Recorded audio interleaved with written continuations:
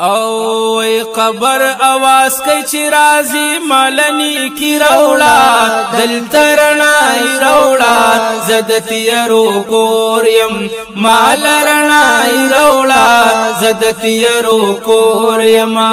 قبر آواز کئی چی رازی مالنی کی روڑا دل ترنائی روڑا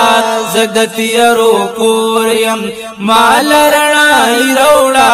زدتی رو اے قبر آواز کوي انسانا دین خبر ش مسلمانا دین خبر ش مسلمانا قبر آواز کوي انسان تاسو د ټولو شکریا دا کوم د زړه د کومینه چې موږ تاسو لا په دې لنډ وخت کې دلته تکلیف درکو تاسو تشریف راوړو تاسو دا تشریف راوړل دا زمونږ دپاره د خوشحالۍ باعث دی او زمونږ دپاره ډېر د عزت باعث دی الله تعالی دې په دنیا او په آخرت کې د دې هغه بدلې او اجرونه تاسو له درکړي او بیا د دې علماو چې دا په سټیج باندې موجود دي او زما سره په دې مجلس کې مخامخ علما او قاریان حضرات او حاجیان حضرات موجود دي د دې ټولو مشکور یم چې موږ له خپل قیمتي وخت راکړه وګو مسلمانانو ورونو څنګه چې تاسو وینئ ستاسو مخې ته دا یتیمان ماشومان مشت نمونه خروار پراته دي الحمدلله هغه ماشومانې چې هغه په مدرسه کې دننه سبق وایي هغه دلته د راتلو د هغې عمر نه دی نو د هغې تعداد په مدرسه کې 43 یتیمانې ماشومانې چې هغې په مدرسه کې دننه سبق وایي او د هغې ټول کفالت دا د دې ادارې په ذمه دی او دا شان لس هلکان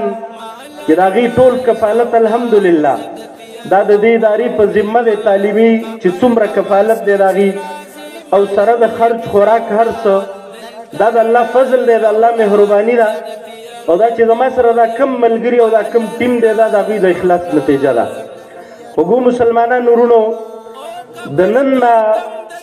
یو څو کاله مخکې تقریبا زمونږ دا سلسله د 4 کالو نه روانه ده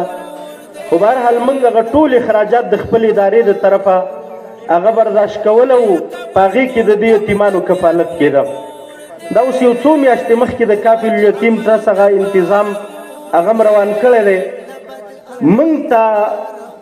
دا څه راپېښه شوه چې دې مدرسه کې د کافل الیتیم هغه سوچ او فکر زموږ راغی حقیقت دا دی چې په دنیا کې محرومیانې ډېرې دي خو د مور او د پلار یا د دواړو د سایې نه محرومېدل دا ډېر لوی احساس محرومي ده او زه به تاسو ته یو واقعه ذکر کړم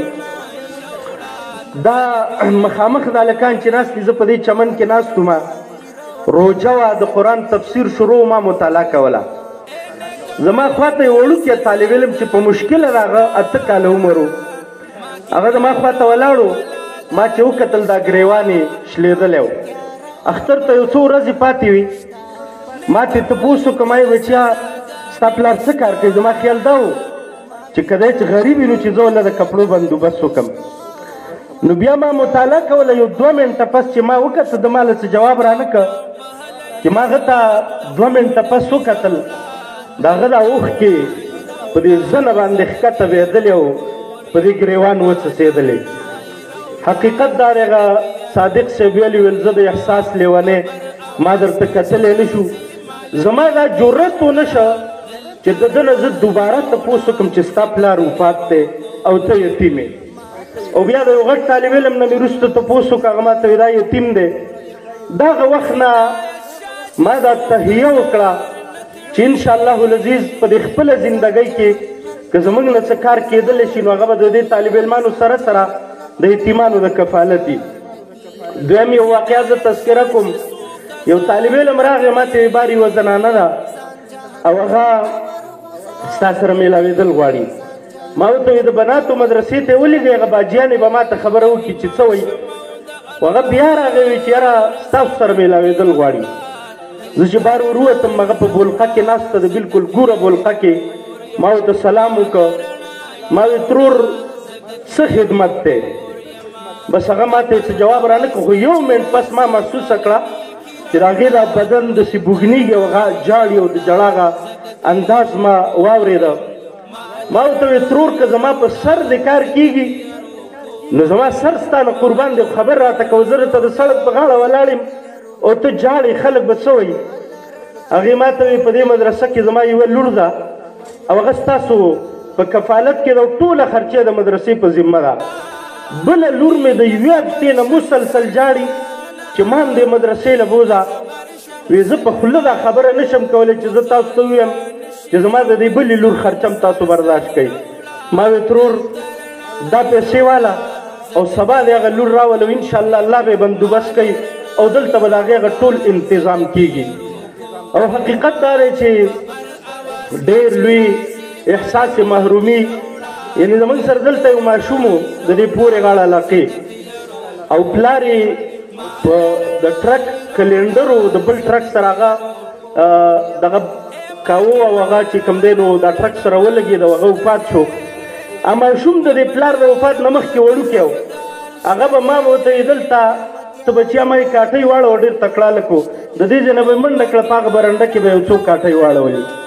چې هغه پلار یې وفات چې دی په اوومه اتمه ورځ راغی، ما وی ماشوم دی چې خوشحاله شي. ما ورته ویل ورشه بچو کاټۍ واړوه. بس هغه غلی ودرېده کاټۍ. یعنې دې ماشوم ته دا احساس چا ورکړه دا 2 کالو ماشوم ته چې ستا اوس پلار وفات شوی دی، ته اوس یتیم یې، ستا شمار په یتیمانو کې کېږي، ته به اوس کاټۍ نه اړې، ته به په شرافت باندې خپل وخت او خپل عمر تېری. به هر حال دا الله دې زموږ د ملګرو له ډېر لوی اجر ورکړي. زه د تیارو کور یم ما لرنا روړه، زه د تیارو کور یم او قبر تورتم د تیارو کور دی، د بد عمل د پاره